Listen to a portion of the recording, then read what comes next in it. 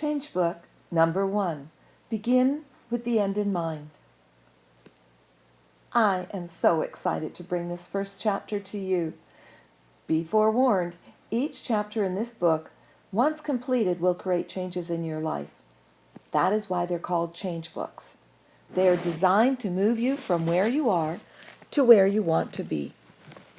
This change book is titled Begin with the End in Mind, because I want you to think out to the future, to a time when you are nearing the end of your life. This first topic might seem a little odd, so let me explain why I've chosen to begin our journey here. Stephen Covey, in his book The 7 Habits of Highly Effective People, wrote that the second habit of highly effective people is that they begin with the end in mind. Stephen Covey explains that when we truly know what is deeply important to us, we will then have the opportunity to manage our lives so that they will create our lives on purpose.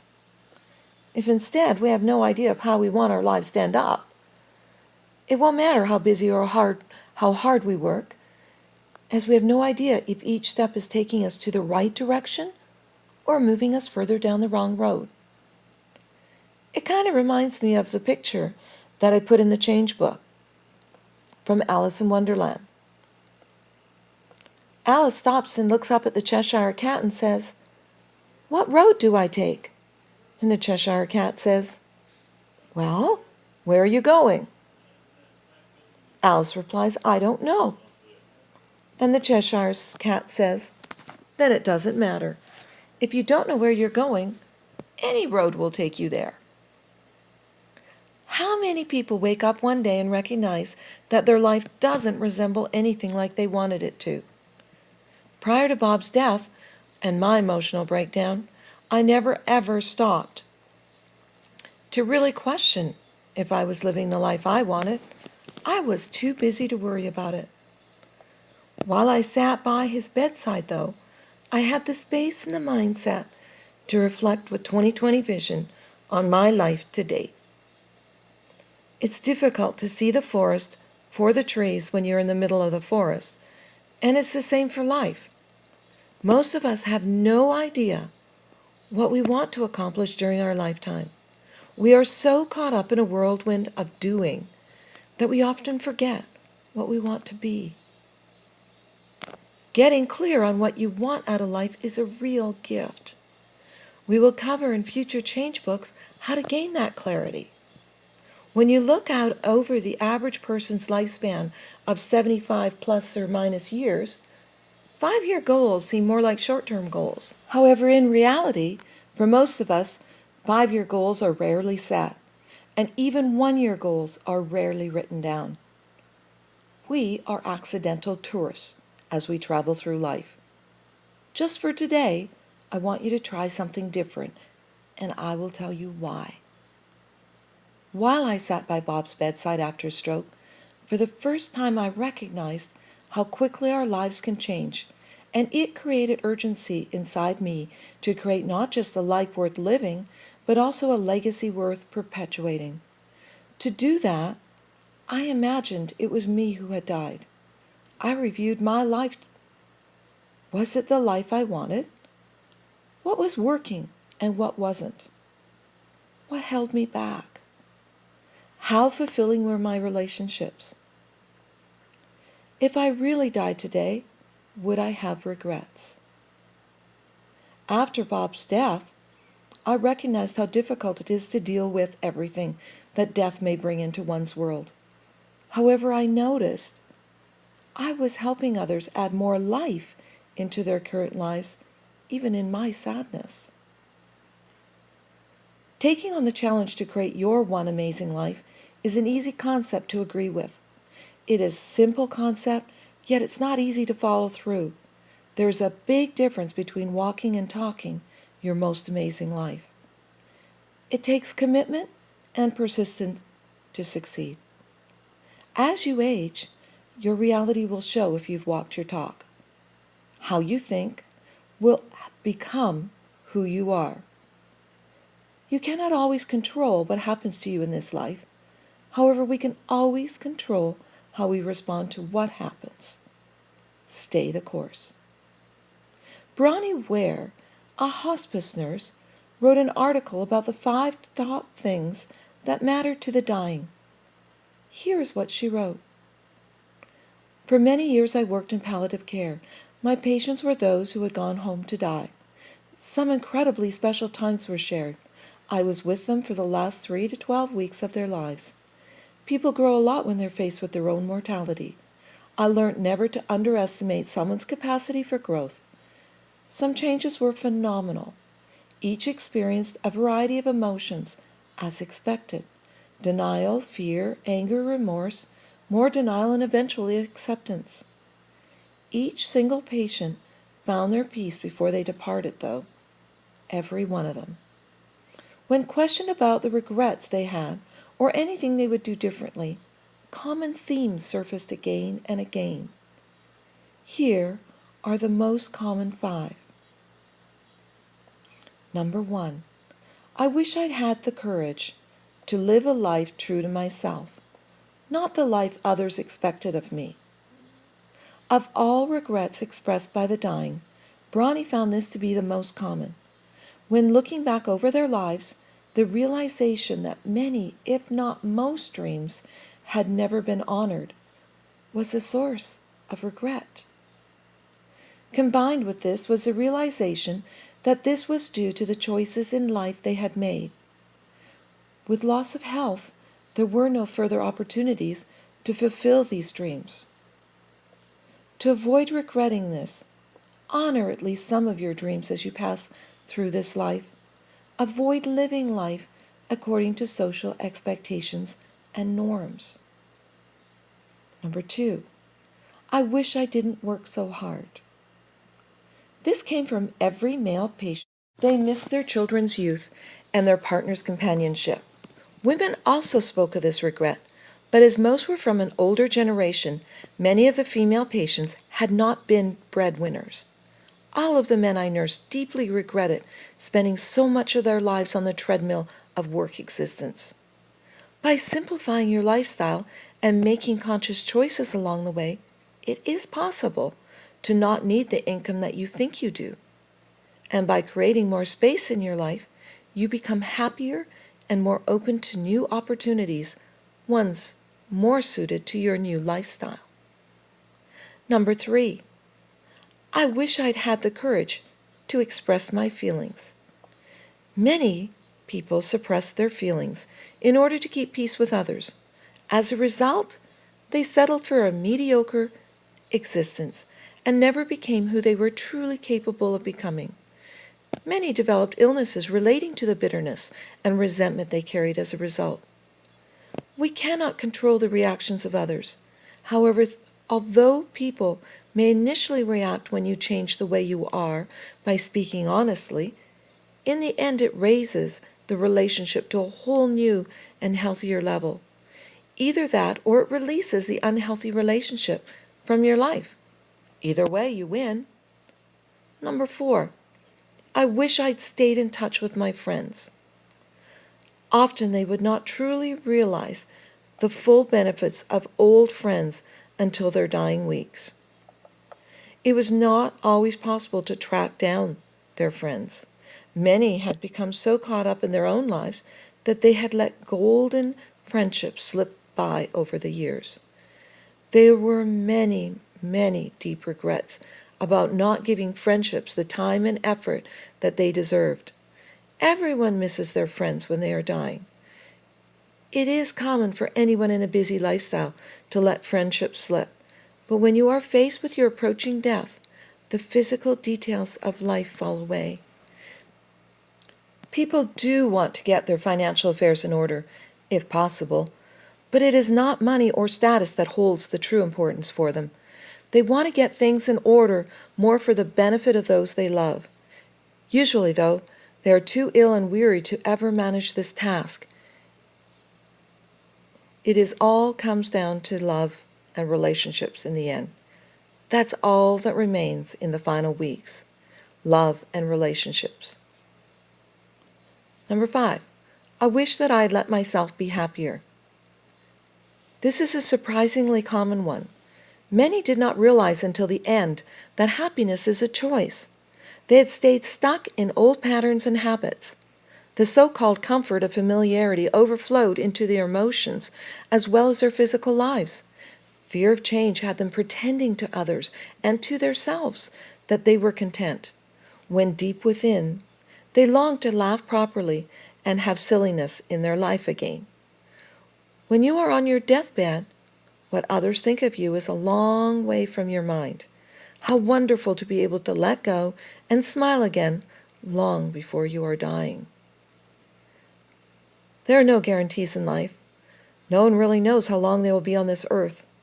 It's like an hourglass is turned over on the day you were born, and when the last grains of sand runs through, your life as you know it is over.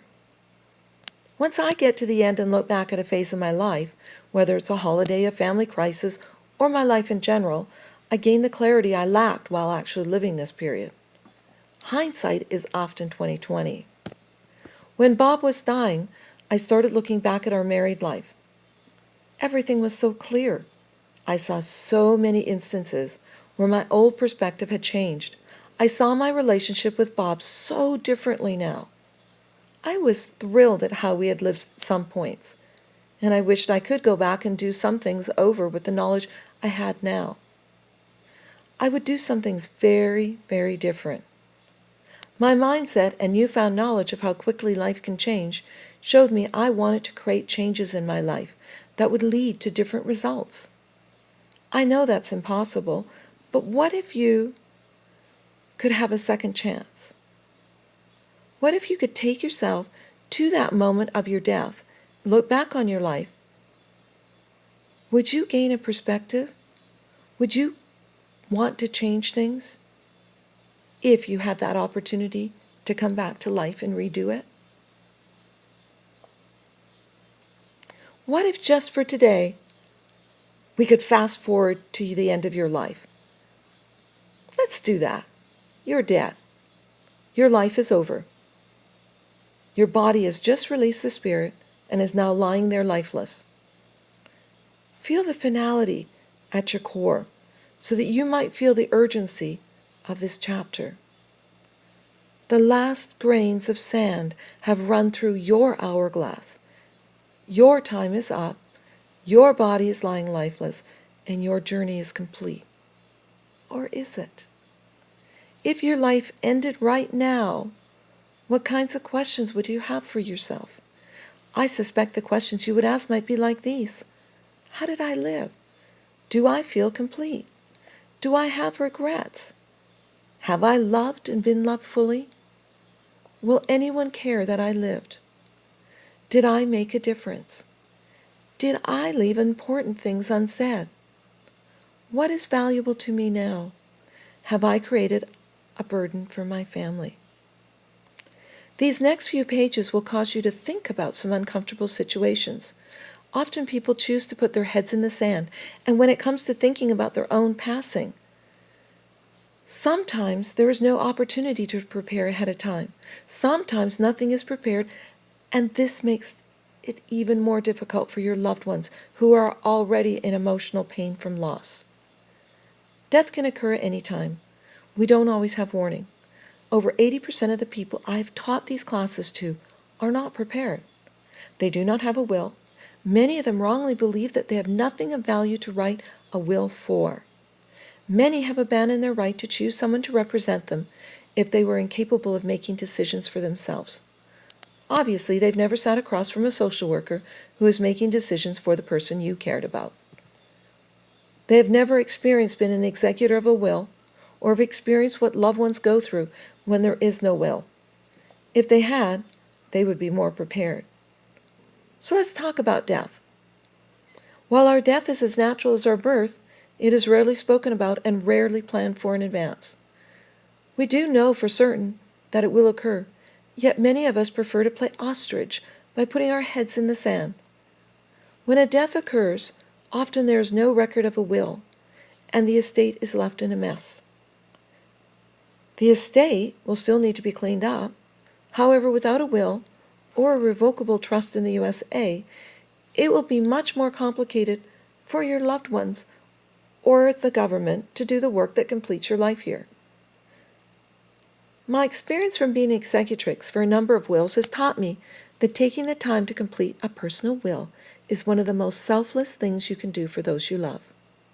When Bob passed away, his will was my guide, and to fulfill the terms of his will was the last loving thing I could do for him.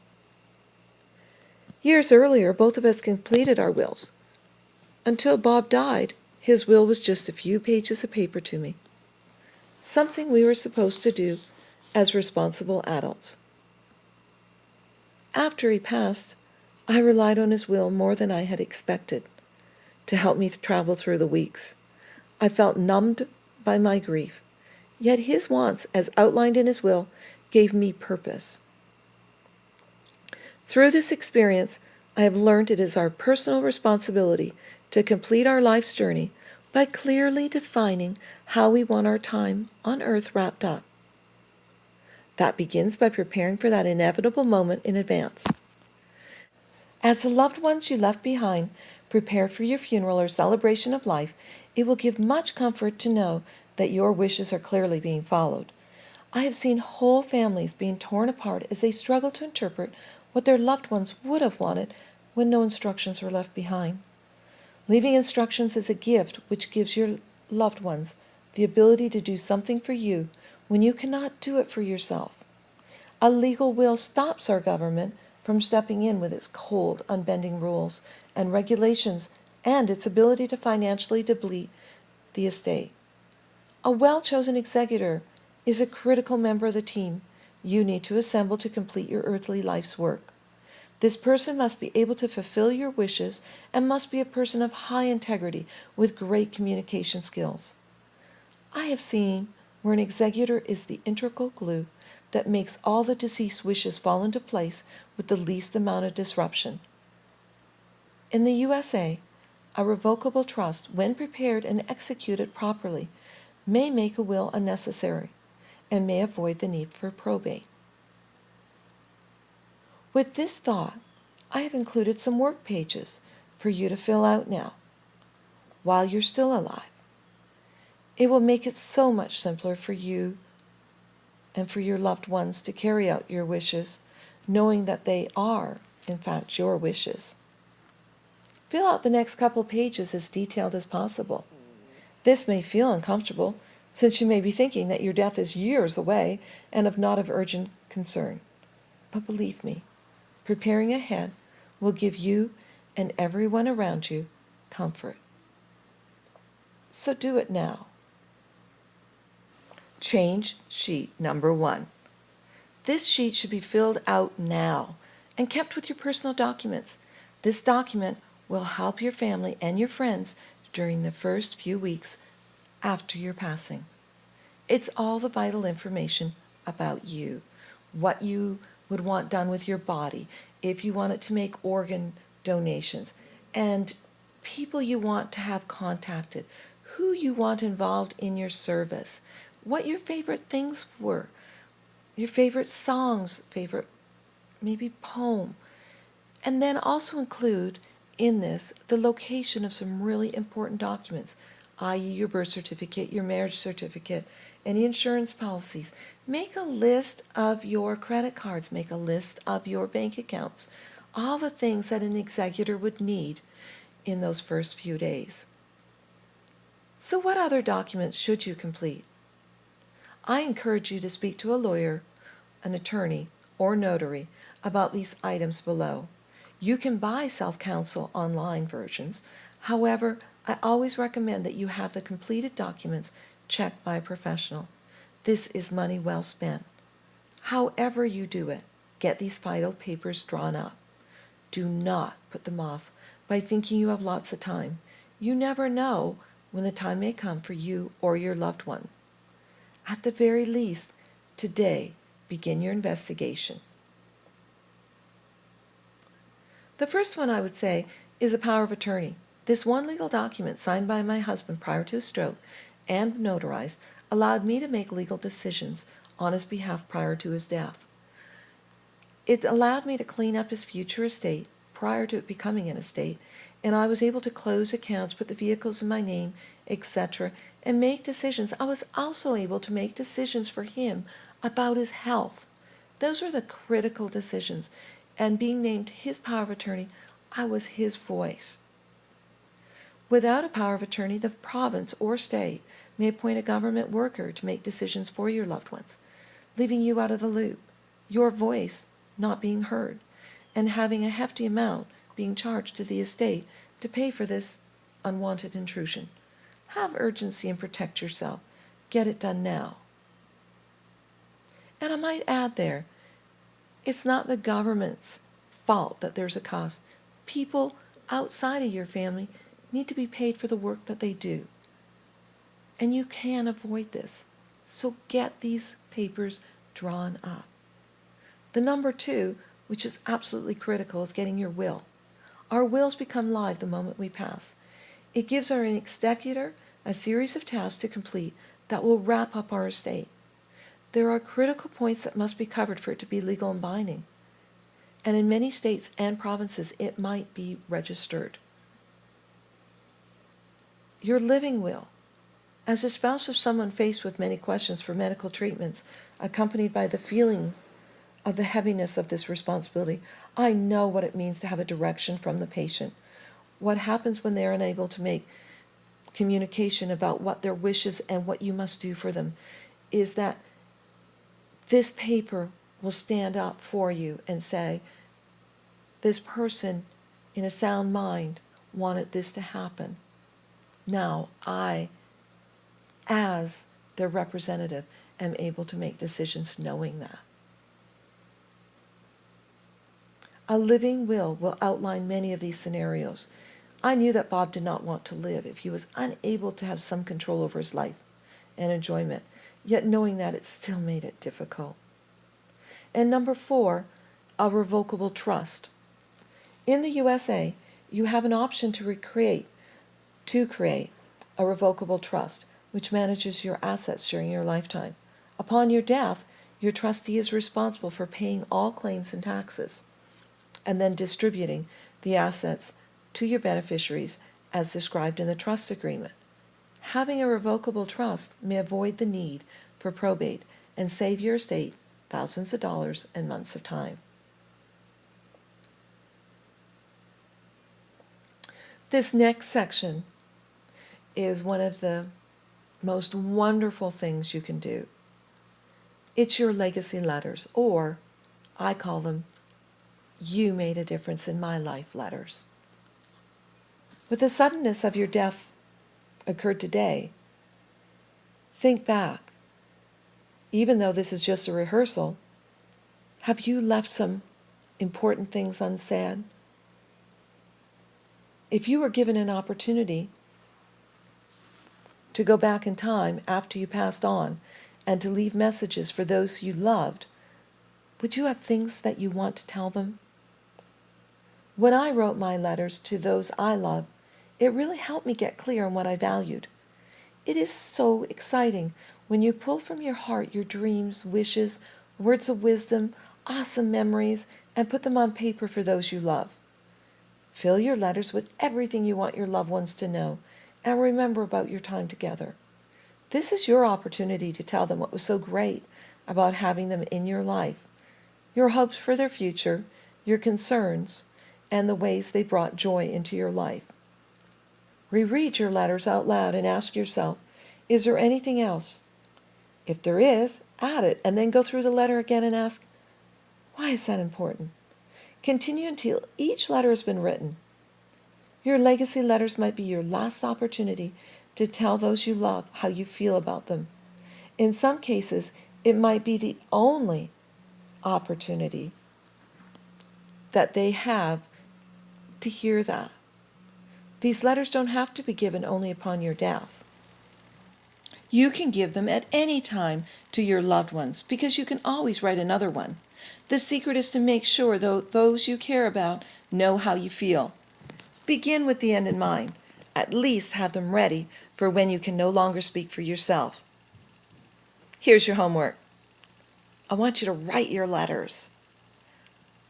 Place them in an envelope Put them all together and keep them where you keep your other important papers. Maybe attach them to change sheet number 1. I wrote all my letters years ago when my children were in their 20s. I put the letters into envelopes and sealed them. And then, not thinking, I put them on my stand-up file that I had on my desk, and the very next day I left to travel for work. While I was away, I'd forgotten something, so I called my son, who was staying at the house, and asked him if he would go up onto my desk and find that piece of paper for me. He searches and he finds that for me. However, in his search, he also finds the letters. He spots his letter, opens it, and reads what I've written. He then frantically calls his sister and wants to know if she knows something that he doesn't. He's thinking that I have had a premonition of my death, or I know that I'm going to die. The two of them get all worked up and they frantically attempt to locate me. When my daughter does reach me and tells me what's happened, I of course break into gales of laughter, and then I feel horrible that the kids have gone through this series of emotions. She is relieved to know that I'm okay, and then she gets upset with me for leaving the letters out.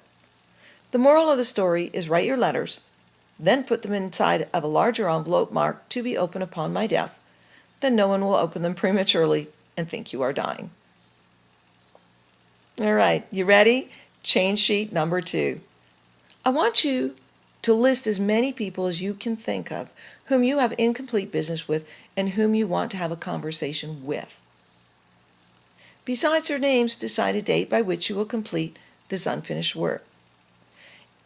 Then you're going to go through and list the things that you want more in your life.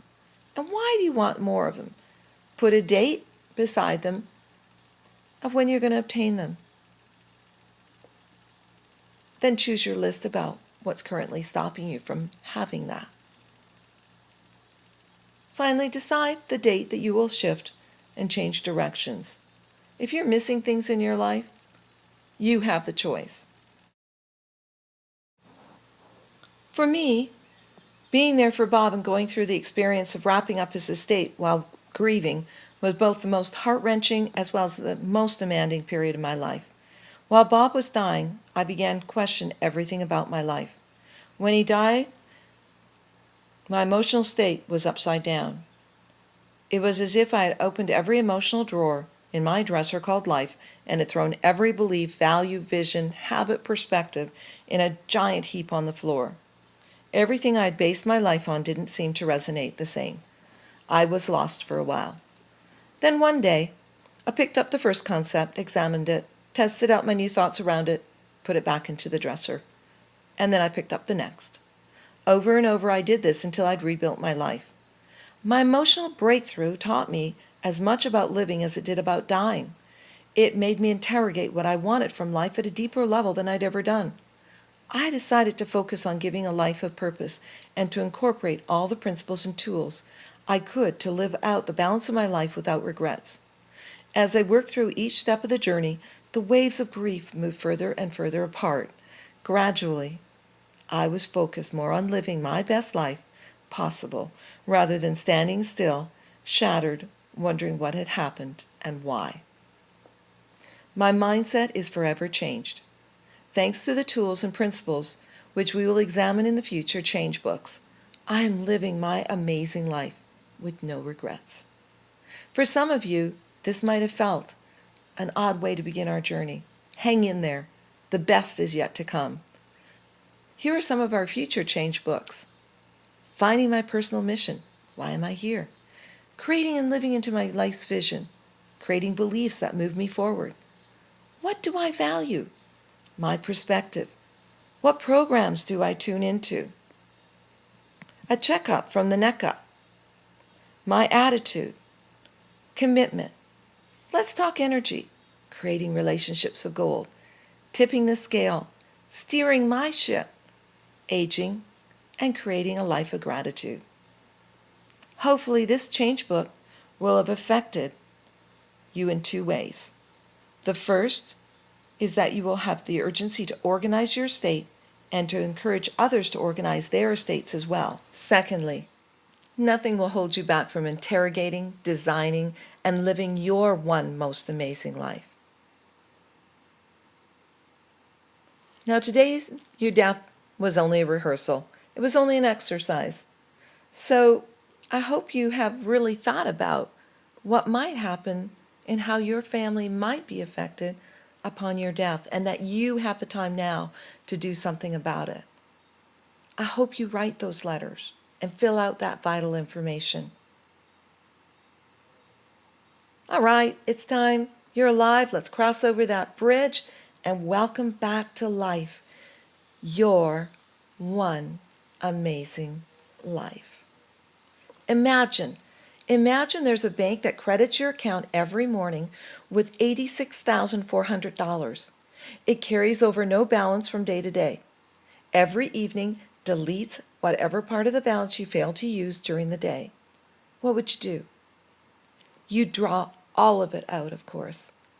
Each of us has such a bank. Its name is time. Every morning it credits you with 86,400 seconds. Every night it writes off, as lost, whatever you have failed to invest to good purpose. It carries over no balance. It allows no overdraft. Each day it opens a new account for you, and each night it burns the remains of the day. If you fail to use the day's deposits, the loss is yours. Anonymous. Rules for being human. You will receive a body. You may like it or hate it, but it will be yours for the entire period around. You will learn lessons. You're enrolled in full-time informal school called life. Each day in this school, you will have the opportunity to learn lessons. You may like these lessons. You may think them irrelevant and stupid. There are no mistakes, only lessons. Growth is a process of trial and error. Experimentation. The failed experiments are as much a part of the process as the experiment that ultimately works. A lesson is repeated until learned. A lesson will be presented to you in various forms until you've learned it. When you have learned it, you can then go to the next lesson. Learning lessons does not end. There is no part of life that does not contain its lessons. If you're alive, there are lessons to be learned. There is not better than here. When you're there, it has become a here. You will simply obtain another there, and that will again look better than here. Others are merely mirrors of you. You cannot love or hate something about another person unless it reflects to you something you love or hate about yourself. What you make of life is up to you. You have all the tools and resources you need. What you do with them is up to you. The choice is yours. Your answers lie inside you. The answers to life questions lie inside of you. All you need to do is look, listen, and trust. You will forget all of this. Anonymous. You are special. Today is the first day of the rest of your life. This is the beginning of a new day. God has given me this day to use as I will. I can waste it or use it for good, but what I do today is important because I am exchanging a day of my life for it. When tomorrow comes, this day will be gone forever, leaving in its place something I have traded for it. I want it to be a gain and not a loss, good and not evil, success and not failure, in order that I shall not regret the price that I have paid for it. That was written by Dr. Hartstill Wilson. And that concludes our change book number 1, Begin with the End in Mind.